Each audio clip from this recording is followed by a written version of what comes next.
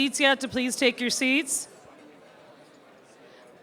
I know some of you who are standing, and I'll call you out by name if you don't take seats. Thank you.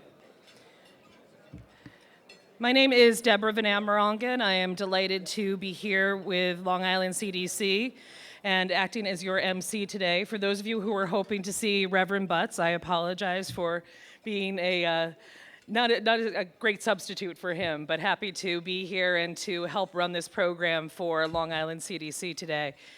We're delighted to be here once again celebrating all the great work that the Community Development Corporation does throughout the year.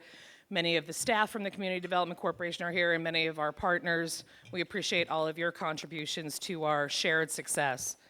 I'm going to start by introducing the chair of the board. Over here, there's Jim, Jim Coughlin. Thanks, Jim.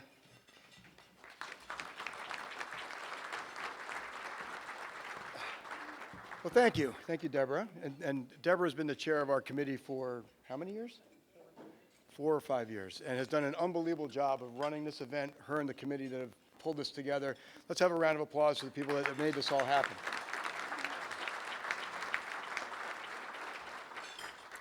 I also want to thank our honorees, M&T Bank and Marian Zucker, for all that you've done for our region and for CDC, the organization. We really appreciate you allowing us to honor you here today. And thank Commissioner Rubin and Paul Heroux, Commissioner Rubin from DHCR and Paul Heroux from Federal Home Loan Bank, for your presence and gracing us with your presence, and for all that you guys have done for our region and for this organization. My job here today is really to introduce the CEO, Marian Garvin. And what I'm going to do first is ask if any of my fellow board members are in the audience, if they could stand up and join me up here, actually. I don't know how many we have here today. I know at least 2. Well, I'm inviting them up for a couple of reasons. One, because they're phenomenal people and they do a great job as board members of CDC. We have a great board, very engaged and productive.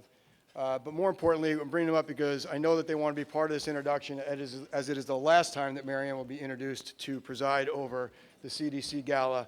As pretty much everybody in the room knows, Marian has announced her retirement and will be retiring and leaving CDC in March of 17. This is not a retirement party.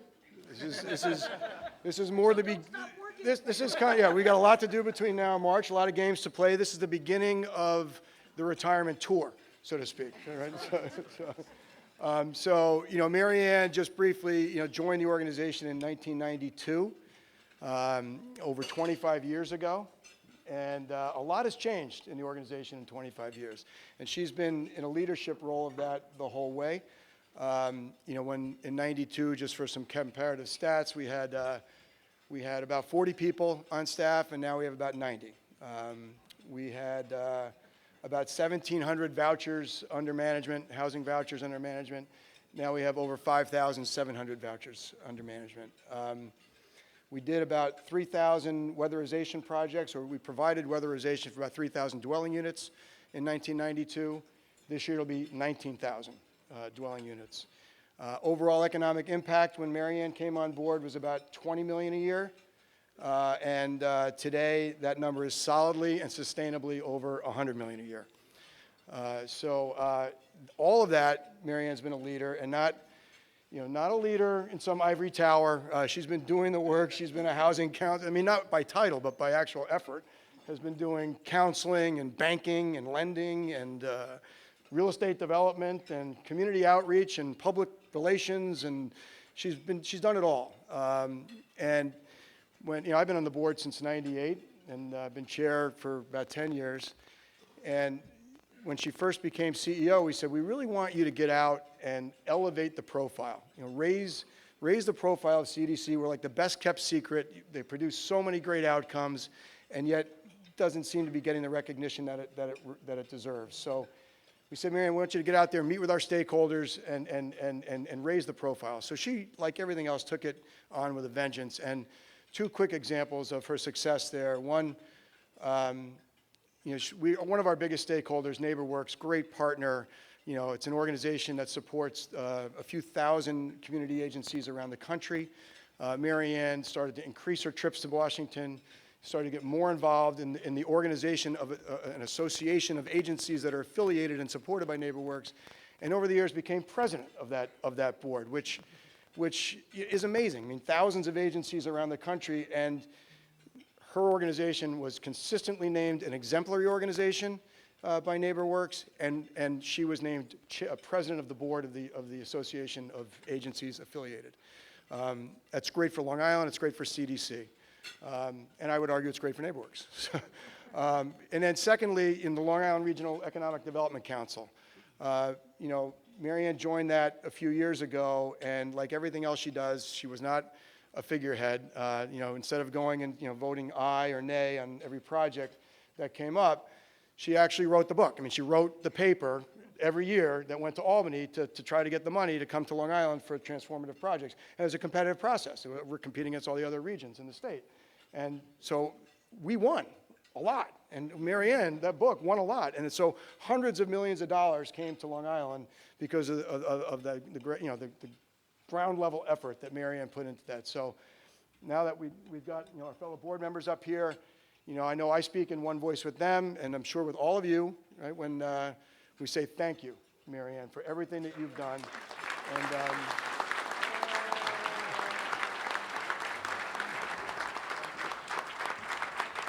so, the CEO.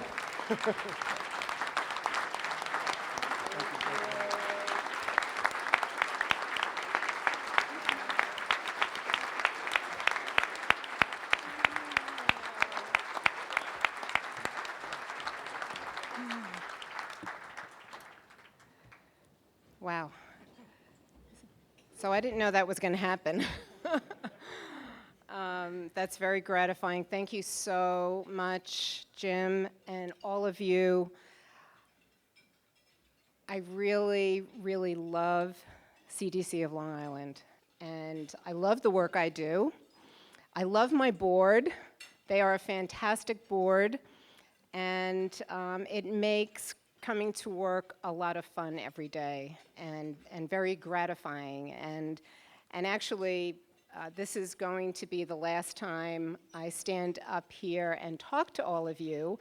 And this is one of the best parts of my job. I love coming here every year because of all of you.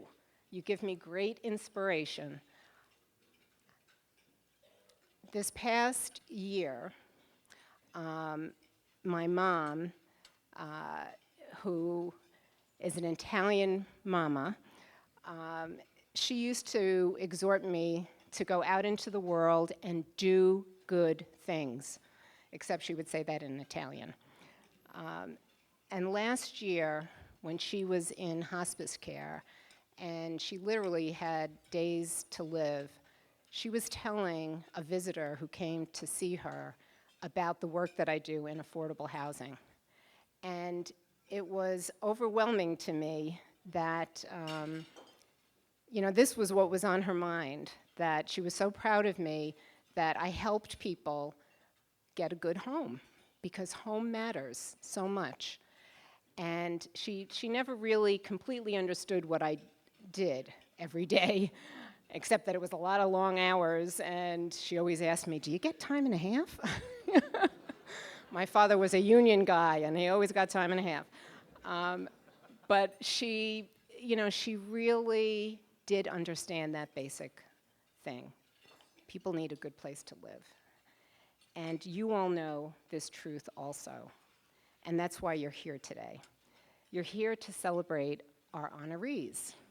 Marian Zucker, who we've all known for a long time. She's homegrown Long Islander. And M&T Bank. We're honoring them for all the work that they've done to bring housing opportunities to people. And we're so pleased that Jamie Rubin was able to be with us today also. He is the governor's housing czar, and we count on him to be a champion for our region. We all know how hard it is to do affordable housing on Long Island, and we need our good friends in Albany to help us. We have so many challenges on Long Island. Just yesterday, I served on a panel discussing the foreclosure crisis, which continues for many families, and the related problems of zombie homes. We discussed that our region does not have enough affordable rental housing. Our property taxes and utility costs are very high. Many families need help to buy that first home because of that. Our housing stock is aging, and homeowners need resources to help them fix up their home. These are just a few of the challenges we face. But with your partnership, we're able to address these challenges. We buy vacant homes, we rehab them and sell them to first-time buyers. We work with families to create viable loan modifications to help them save their homes. We make energy efficiency improvements and address housing deficiencies so people can stay in their home in comfort and affordability. With the wind down of our Sandy disaster relief program, we are extending our newest initiative, which is our Healthy Homes program. We're working in Hempstead Village with the Housing Authority. We're bringing health services to the families. We need to do this kind of integration because there are many factors that affect people's ability to have healthy and sustainable lives and for communities to be healthy. And we're also building multifamily affordable housing with many of you in this room. We're trying to do that in downtowns and near transit hubs. We are making an impact with your help. I really appreciate what Jim said about me, but it's not really me, it's all of you, and you know that. We have to do this work together, and we have a really engaged set of partners on Long Island that enable us to do this work. So I want to thank the Gala Committee. This is our one big fundraiser a year, and we need that unrestricted dollars to help us make those investments in the communities.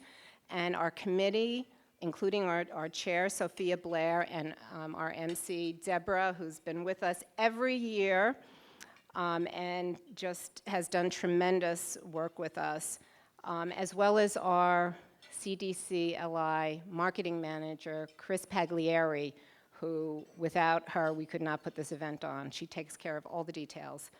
And I also want to thank our major sponsors, M&T Bank, Conifer Realty, Capital One, Wilder Balter Partners, and Redstone Equity. Let's give them a hand.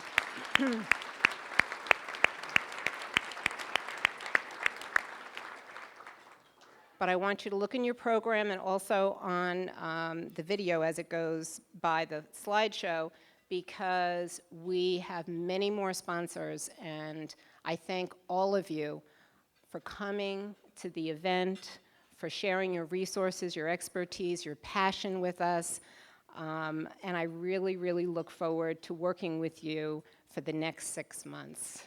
Thank you.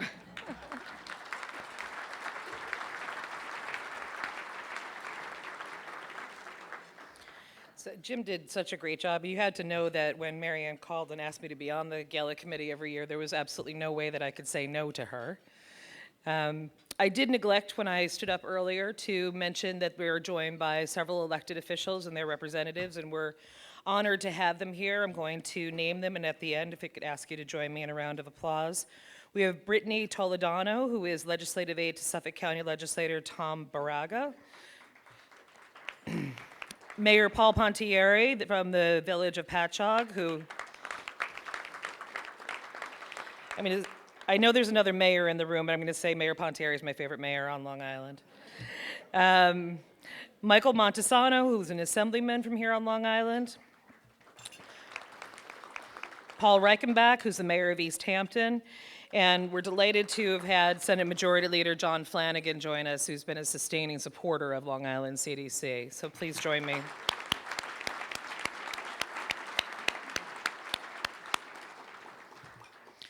Next, we're going to move into our awards program, and our next presenter is Paul Heroux, who's the Senior Vice President and Chief Bank Operations and Community Investment Officer for the Federal Home Loan Bank of New York. Is this you?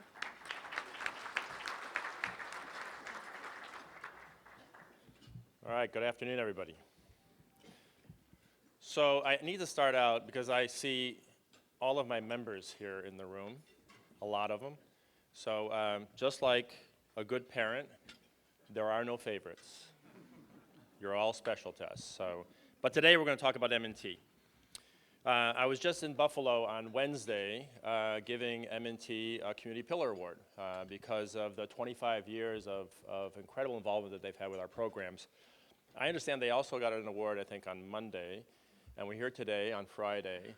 So while I have no authority whatsoever, and maybe one of the mayors will validate this, but I'm going to declare October 10th of 2016 M&T Week.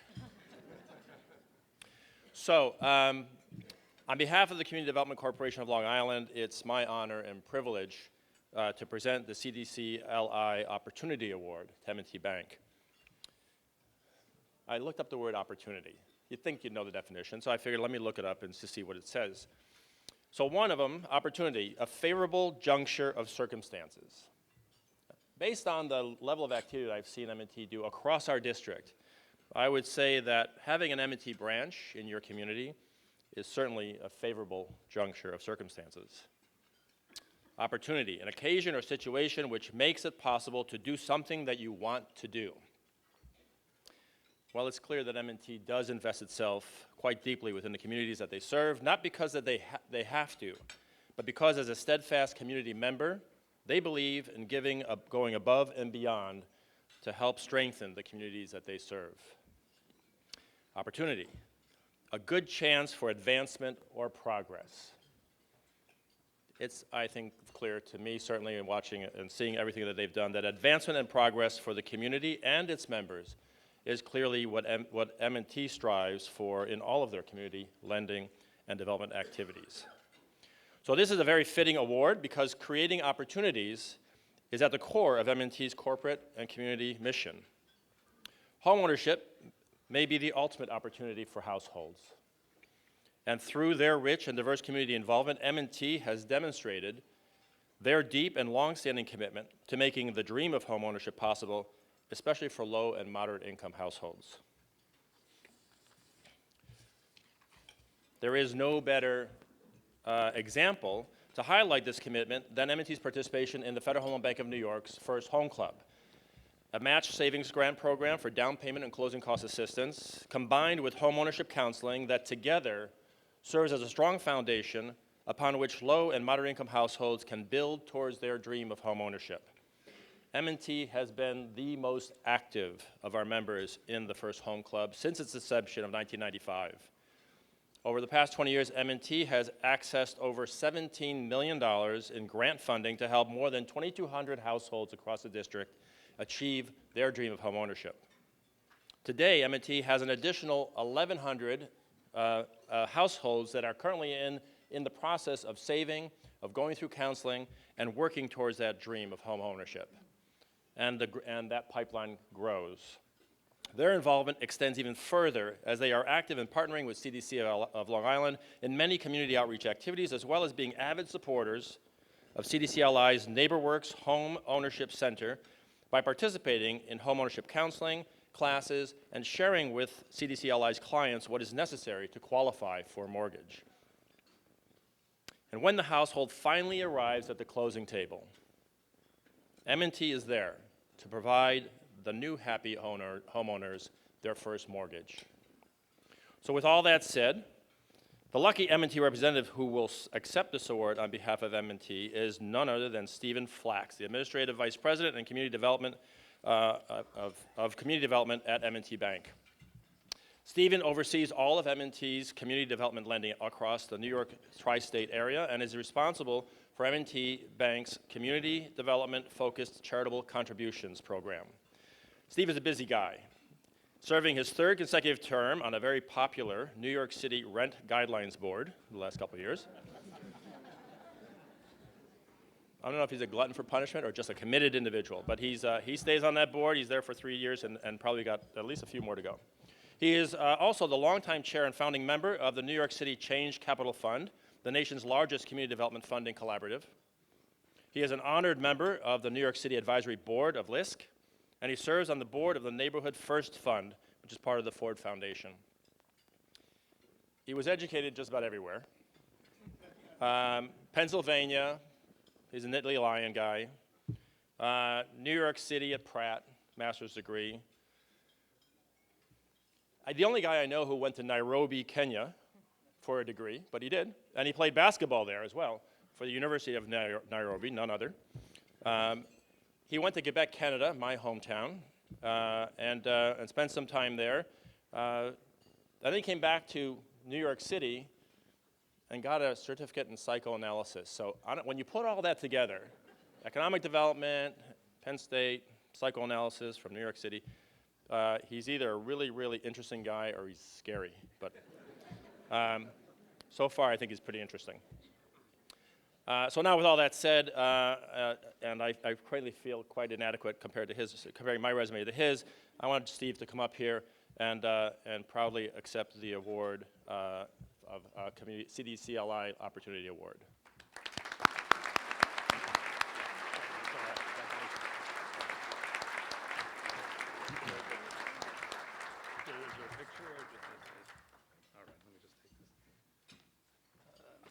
Thank you, Paul. That's a pretty good advertisement for both me and for M&T Bank, so thank you very much. So I have to say, before I start, a famous philosopher said, labor creates all wealth. And I have to give a shout out to my colleagues at M&T Bank because I'm only as good as the weakest link, and you make my job as a community development officer that much easier. And we have the heads of commercial real estate, middle market, business banking, and mortgage here. So I want to thank you all for making my life simpler, easier, and more effective. So as much as my colleagues make for a successful recipe, we would not, or M&T would not be an effective or responsive community bank without smart and strategic partners. So we're deeply proud of our partnership with HCR. Their big thinking on broad housing goals and initiatives is matched by their leadership on behalf of tenants in multifamily housing. In particular, I give a shout out to the Tenant Protection Unit, who I know very well from my job chewing glass on the Rent Guidelines Board.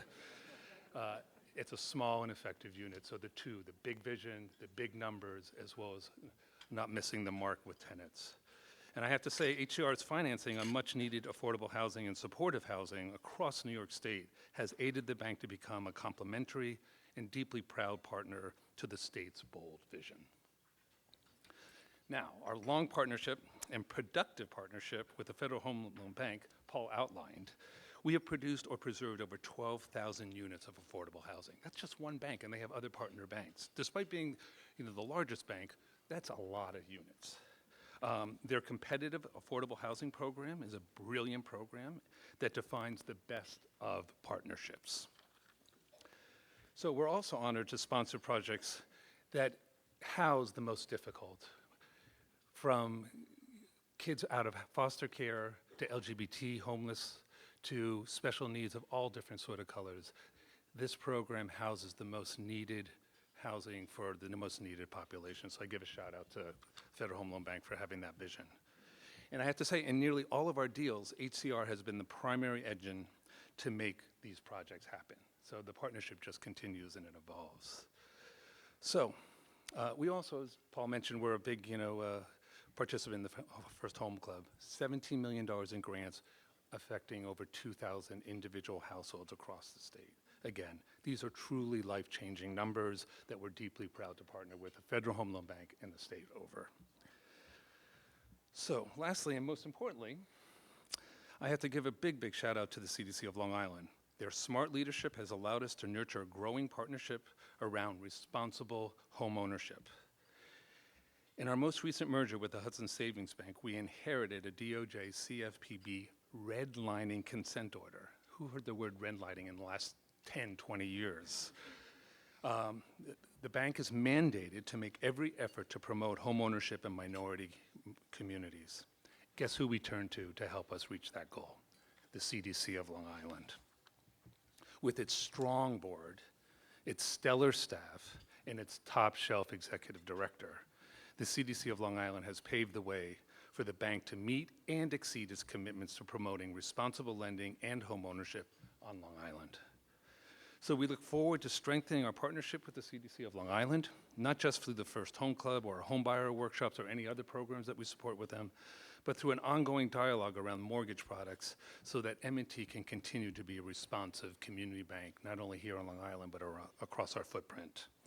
So on behalf of my colleagues at M&T Bank, merci to HCR, gracias a Federal Home Loan Bank for your forward-thinking programming, and thank you to the CDC of Long Island for being the best partner a bank could ever ask. Thank you. And thank you very much on behalf of M&T Bank. Sure.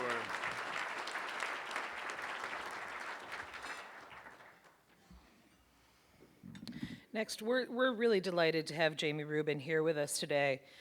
Jamie was appointed Commissioner of HCR in May of 2005. I don't know about you, Jamie, but it seems like longer than that to me. 2015, yes, sorry. It seems like it's been since 2005, maybe. He oversees all of the programs run through what had traditionally been known as DHCR, HFA, and Sunny May, including several that are of great importance to Long Island CDC and our clients, including the weatherization program, homeownership counseling, and foreclosure prevention counseling, the Section 8 voucher program, and of course the housing capital programs. Prior to joining HCR, Jamie headed the Governor's Office of Storm Recovery, known as GOSER, one of the cooler acronyms in government, I think.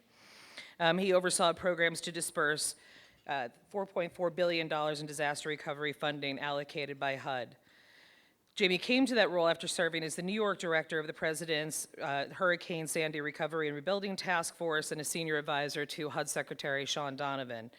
In his time at HUD and at GOSER, Jamie spent a lot of his time focused on the needs of Long Island following Sandy and has worked a lot in trying to improve resiliency here and restore communities. We're delighted to have him here with us today to present the Impact Award. Thanks, Deb. Deb was one of my predecessors at HCR. Were you HCR or HFA? DHCR, okay, which, you know, now, I'm sure all of you know, is now, took Deb's old agency and the Housing Finance Administration, put them together, and now it's all under one roof. But Deb was one of my predecessors at DHCR a few years ago and did a spectacular job and was nice enough to spend a lot of time educating me when I started to take over and has been a great advisor and partner ever since. So thank you for having me here. I've been in this room a number of times. I think Steve said he saw me here. I've spoken at LIHP. I think I've spoken maybe at something for CDC, maybe not, and a number of other places. And I've been in now and working for the state for about 3.5 years, almost 4 years. And I can mark my progress by how comfortable I feel coming into this room. And in fact, on Long Island, year one was just post-Sandy. And you want to talk about chewing glass. I mean, taking over storm recovery just post-Sandy and knowing that you're going to come out to Long Island and talk to aggrieved homeowners in Island Park on a regular basis. That's a tough, not any tougher than Rent Guideline Board, I'm sure, but nonetheless, you know, certainly comparable. So that was sort of a rough start. And then, you know, year two, things got a little bit better. And by now, I think I'm, you know, pretty much I know lots of people in the room, and you're all delighted to see me. You know, and the warm welcome and everything. And I'm sure between now and next year, I will screw it up. And we'll be back to square one, but at least I know that you can get there if you try. Let me say one other quick thing, and then I'll get on to my formal remarks that are more relevant to the program today. I did see Senator Flanagan here on his way in, and he said hello to everybody. And I've spent a little bit of time with Senator Flanagan, who's, as you know, the Senate Majority Leader, and I've spent just enough time with him to know that he's very engaged and I think really does care a lot about the housing issues and the issues that you all care about. And I know that because we've talked about it, and he reminded me, I reminded him when he was here, you know, we were still waiting for the agreement on this memorandum of understanding. I'm sure you all know that we got $2 billion for the governor's 5-year housing plan approved and appropriated to our agency back in the April budget. But it's held up because we're held up from spending it, or beginning to spend it, because we have a memorandum of understanding that has to get signed between the Senate, the Assembly, and the governor. And so every time I see him, I take the opportunity to remind him of that fact and remind him that the governor actually just signed our version of the MOU, since we couldn't find a way to negotiate a deal with the legislature. And I said, you know, don't forget to sign it. And he laughed or whatever. And sort of left. But I feel I want to just mention that in this room because so many people in this room care deeply about these issues and understand what's at stake when you have something like a 5-year housing plan with that much money, which is all capital subsidy that goes on top of our bonds and everything else that you all use, that the industry uses. And you know that the subsidy, particularly in places Long Island, high-cost areas, New York City, and really the rest of the state where some of the bond resources don't always work so well, the subsidy is what drives everything. It's not the biggest piece of the deal, but it's in some ways the biggest, most important. It's the rarest. And for us to have 5 years, the whole point of this was for us to be able to give your industry, or the affordable housing industry, the visibility over 5 years to go out and take risks, buy properties, know that you've got capital coming from the state for 5 years in size. And so it's been, a little frustrating, frankly, to have to wait for this other step to take. And in particular on Long Island, I just thought I would mention this to this group because, some of the things you mentioned, how difficult it is to develop here on Long Island, some of the programs that we specifically lined out in this housing plan are ones that I think would make it very much easier to develop on Long Island. So for example, we've committed ourselves in this housing plan to spend a lot more money for 5 years on middle income. Up to 120, 130, which is a lot of times, I know Peter's nodding his head, a lot of times is what gets these deals over the finish line in some of the communities where you work. And it's really the scarcest resource. So middle income money is incredibly important to us. We mentioned zombie homes. We have Marian Zucker. This is very confusing. I'm going to call you Frank. Marian Zucker came up with this idea with the Chase Settlement Funds to start something called the NRP, the Neighborhood Revitalization Program, which is basically a zombie home, to address the zombie home and foreclosure crisis. It's a spectacular program. And we decided not only are we going to spend the money that we got out of the settlement, but we were going to put money into this housing plan and extend the life of the program by several years. And Nassau and Suffolk County are the areas, Long Island, where we're really focusing our efforts. And again, great program, incredibly important to the communities here on Long Island, and something we want to do with that money and can't yet.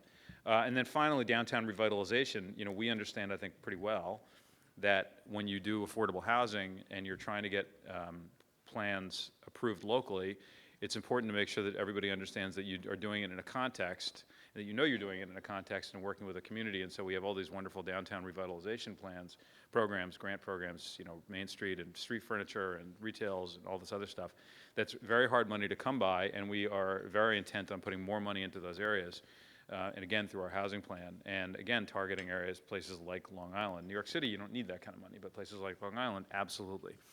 So all that to say, we are eager to do more and more on Long Island and need that 5-year, $2 billion plan to do it.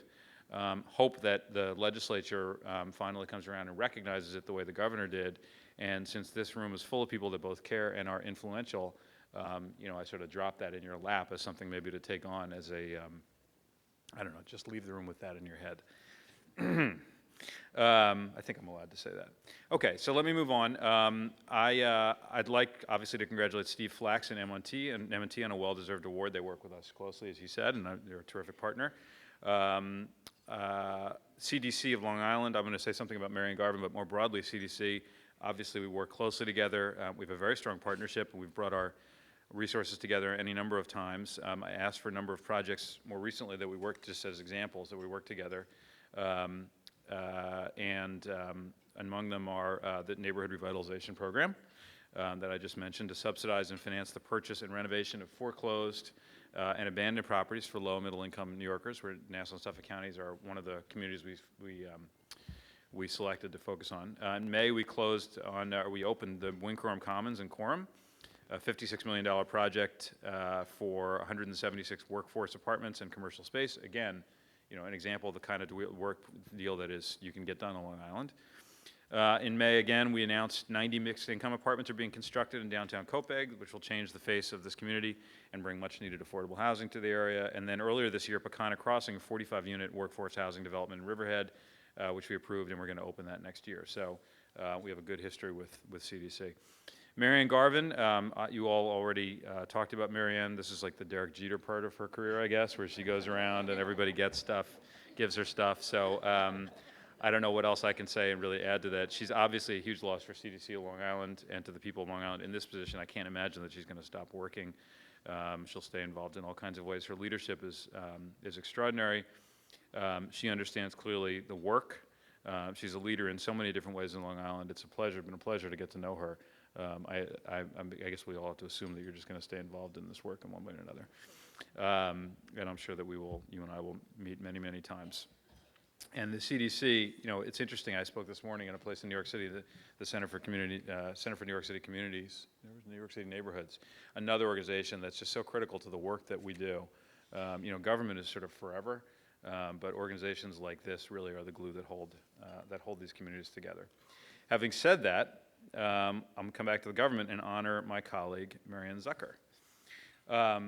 Marian, as you know, is the president of HCR's Finance and Development Group, and in her prior life was the director of affordable housing in Suffolk County. She's had an extraordinary career, and unlike Marian Garvin, is nowhere near the end of it. So I guess we're sort of, at least not that I know of. It's not easy to sum up all the work that Marian does at our agency. Many of you have been dealing with her for years, and the incredible central role that she plays. It's not really definable in one, she's not in one silo. Marian is the expert on many things at our agency, including obviously all of our housing programs. She's by far more knowledgeable than anybody else in the agency or probably in the world on various pieces and parts of municipal finance. She makes the bond deals go. But more than that, Marian is a leader at the agency, which is not an easy thing to be in government. I've discovered that being successful in leading government, because there are so many frustrations involved, is really a lot about energy. Vision is nice and smarts are nice, but a lot of it is just about energy, because you have to come to work every day and motivate people without all the tools that you have in the private sector. And Marian brings energy, she does bring vision and smarts, but primarily she brings energy and a willingness to mentor people, which is unbelievably valuable also in a place where there really aren't those kinds of, those sorts of programs aren't ordinarily valued. In her role in Suffolk County, before this, Marian was a leading voice for affordable housing on Long Island. She implemented the county's capital program to support the acquisition of land to develop affordable housing and rental housing. She worked with CDCLI to make the cottages at Mattatuck a reality for working families. And then came here and put together a string of accomplishments that really I can't even get into, but I will tell you that the last 2 years coming out of the foreclosure crisis have been record-setting years for us, for the agency. This year is going to be absolutely the same thing. And I really can't wait to put the next 5 years and $2 billion into her hands and see what she can do with it. So you are absolutely right to honor Marian Zucker here today. You couldn't have somebody better to embody the kind of work that you all do and the intelligence, energy, and grace that she does it with. So thank you for letting me do that.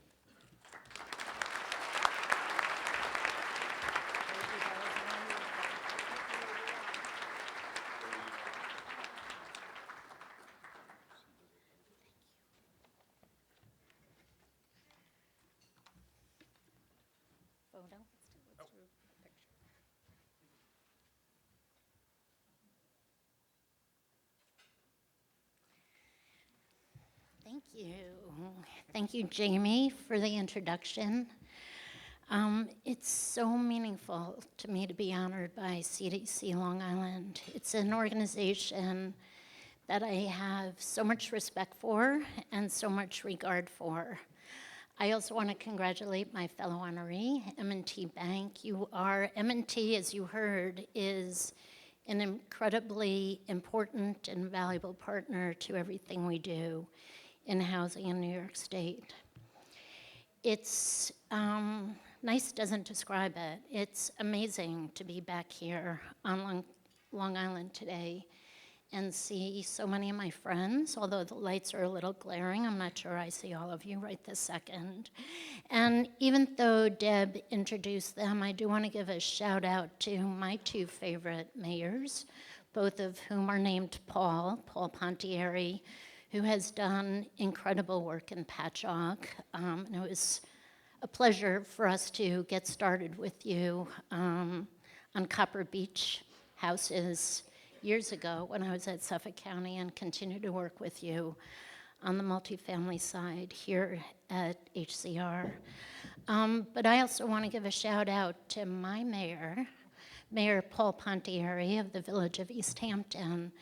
And as I was sitting and looking at Paul in the audience, I remembered that I got my start on Long Island after I left Wall Street. I answered an ad in the New York Times to become the first director of affordable housing in Suffolk County. And I realized that nobody on Long Island knew me. I had this weekend home in the Hamptons, but I had no ties really in the business field on Long Island. But I had done some volunteer work for the village of East Hampton, and I asked Mayor Rickenback to call the then county executive to say, Marian Zucker's okay. Yes, you know, you can consider her for this job. And so 15 years later, thank you, Mayor Rickenback, here I am today, standing in front of you. So I really appreciate that. Any recognition of my work needs to be shared with my incredible colleagues at HCR, our leader, Jamie Rubin, and my extraordinary team, including Sherry Eccles, who's an amazing leader of Sunny Mae, our single-family lending program, who's here today.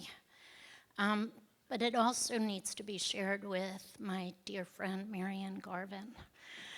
I learned so much in the years that I spent on Long Island from Marianne, from seeing what she did in homeownership counseling. I remember your homeownership center in Freeport where you taught homeowners how to fix their homes. Everything I learned from Marianne, everything I learned from Long Island continues to inform what we do at the agency. And I'm forever in everybody's debt for teaching me really what it is to get projects done from start to finish in communities that may not always welcome them, but also really to do the nurturing of people before they become homeowners, to get them into homes and make sure they're successful homeowners. My first recollection of Marianne was when we worked on the cottages of Mattatuck, and never met her before. I remember Marianne coming into my office, and she told me what she wanted, how she wanted it, when she wanted it. And I'm sitting here thinking, like, I'm sitting on a pile of money, like, I should be the one calling the shots. And anybody who knows me knows I do not like to be pushed around. And there's Marian Garvin telling me what to do. Well, as Deb said, and even Senator Flanagan said, Marian is very hard to say no to. So ultimately, I did exactly as she suggested, but really more like directed. And Cottages of Mattatuck was a huge success out in the town of Southold. And it was the first of many, many initiatives that we've worked on together. And to each undertaking or each development, Marianne brings her intellect, her unshakable integrity, her hard work, and her perseverance. So while I accept this award today, it's really a reflection of all she's done to plant seeds and show everyone by her example what we can collectively accomplish here on Long Island. So thank you, everybody. Thank you, CDC of Long Island. Thank you, Jim. Thank you, Marianne. Thank you.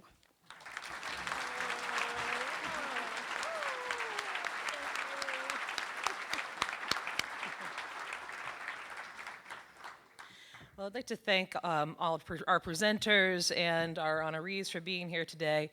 I want to take a moment of personal privilege. You asked me to be MC, so I just want to share, because others have had the opportunity to, and in thinking about this event today, when I said it's hard for me, and we all agree, hard to say no to Marianne when she asked me to do something, it's also because I feel a debt of gratitude, as Marianne talked about. When I had known of Marianne Garvin in Long Island CDC when I was at HUD, when I was director of multifamily housing, but I really got to know her when I was state commissioner. And I was privileged to be state commissioner, and I guess I wish that perhaps it had been at a different time, because it was right after the financial crash, and we had to deal with the fallout in the low-income housing tax credit, equity market, and lots of other consequences. But one of the sort of good pieces, silver lining, is that all of a sudden the federal government said to us, here, we're going to give you a ton of money to do weatherization. So we took a program that had been in the tens of millions of dollars, and it overnight was a hundreds of millions of dollars program. And Marianne was one of the people who I reached out to, and I said, oh my gosh, what are we going to do about this? And really worked with us collaboratively to put together, to ramp up a huge program to do not only the work that had been done with single-family homeowners, but a lot of work in the multifamily community, which was very hard to do given the smaller scale of the program prior to the crisis. Same thing when the state of New York decided to dedicate millions of dollars to foreclosure prevention counseling. Again, had been a smaller effort prior to that time. Came out and talked to Marianne, and she put together, along with her colleagues, a number of great ways to effectively use that and to reach a lot of homeowners who are really struggling here on Long Island. So it's those kinds of things. I kind of laughed when Jim said before, she's not a figurehead. She's anything but. She's the person who's always completely accessible, responsive to you, creative in her approach. I wish the board and the staff of Long Island CDC good luck filling her shoes. I know that you are conducting a search, and I know that the organization has such a storied history and great reputation that you'll be able to attract great talent. I know the work will go on, but we're all going to miss you very sincerely. Thank you.